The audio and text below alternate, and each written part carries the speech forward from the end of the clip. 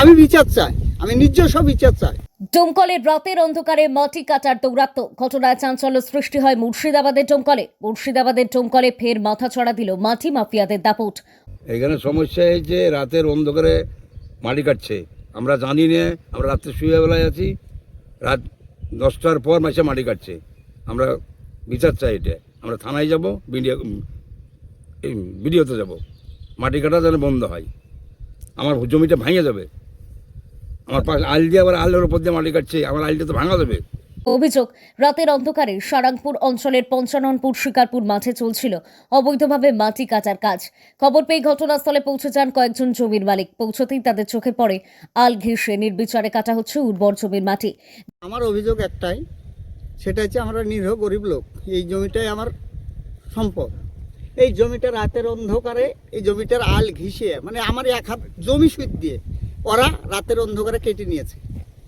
রাত্রে শুয়ে আছি, কি করে জানবো? সকালবেলা আমি পিয়ার দেখতে আসছি, তো দেখছি জমি আমার কেটে তুলে নিয়েছে, গাছ মাছ সব পড়ে আছে। আর আমি নিজস্ব বিচারটা চাই সরকারের কাছে। আমার এই হয়েছে আবেদন। জমিওয়ালাদের দাবি, এভাবে আল ঘেঁষে মাটি কাটলে বর্ষাকালে পার্শ্ববর্তী জমি ধসে পড়বে, চাষাবাদে মারাত্মক ক্ষতি হবে। ট্রাক্টর ট্রলি নয়, সরাসরি ডাম্পার ও জেসিবি মেশিন দিয়ে চলছিল মাটি তোলার কাজ। খবর পেয়ে ডোমকল থানার পুলিশ ঘটনাস্থলে পৌঁছে একটি ডাম্পার আটক করে। অভিযোগকারীদের আরও দাবি, এই অবৈধ মাটি কাটার সঙ্গে যুক্ত রয়েছেন এক তৃণমূল নেতা। সমস্ত যে মাটি কাটা হচ্ছে, যদি সঠিকই হয় তাহলে মাটি রাত্রে কাটবে কেন? এবার যে সমস্ত মাটি কাটছে তার পার্শ্ববর্তী যে জমিগুলা, সেই জমিগুলার অবস্থা আশঙ্কাজনক। তারা কৃষকরা প্রচণ্ড ভীতু, সে ক্ষমতার বলে চলছে। যদিও অভিযুক্তদের তরফে এখনো কোনো প্রতিক্রিয়া মেলেনি। স্থানীয়দের হুঁশিয়ারি, অবিলম্বে মাটি কাটা বন্ধ না হলে বৃহত্তর আন্দোলনে নামবেন তারা। ঘটনায় এলাকা জুড়ে তীব্র উত্তেজনা ছড়িয়েছে। এখন প্রশ্ন, কার ছত্রছায়ায় বাড়ছে মাটি মাফিয়াদের দৌরাত্ম্য? প্রশাসন কি কড়া পদক্ষেপ নেবে? নজর এখন প্রশাসনের ভূমিকার দিকে। সব ভাঙচুর করে ফেলাইছে, রাত 12টার সময় চুরি করে মাটি কাটিয়ে নিয়ে চলে যাচ্ছে।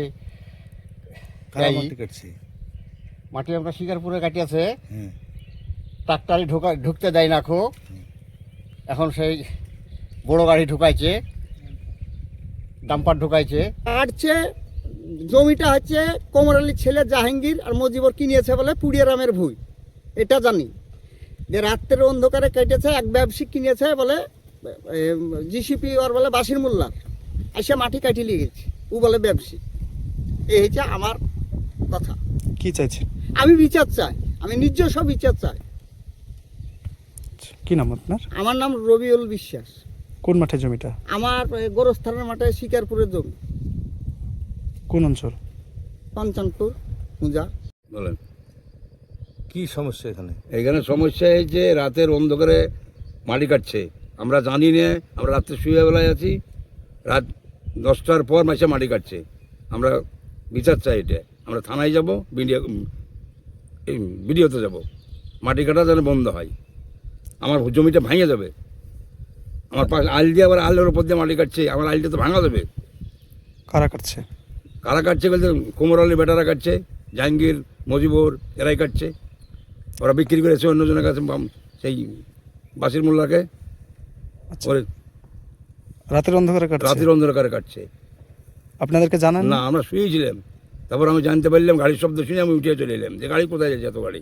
তাতে কি সমস্যা আপনার? সমস্যা, আমার জমিটা আইলটা তো ভেঙে যাবে, জমিটা তো ভেঙে চলে যাবে, জমির আইলটা তো আবার ভেঙে যাবে। কি চাচ্ছেন? আমরা বিচার চাই। আচ্ছা, কি নাম আপনার? আমার নাম আসাদুল্লাহ শেখ।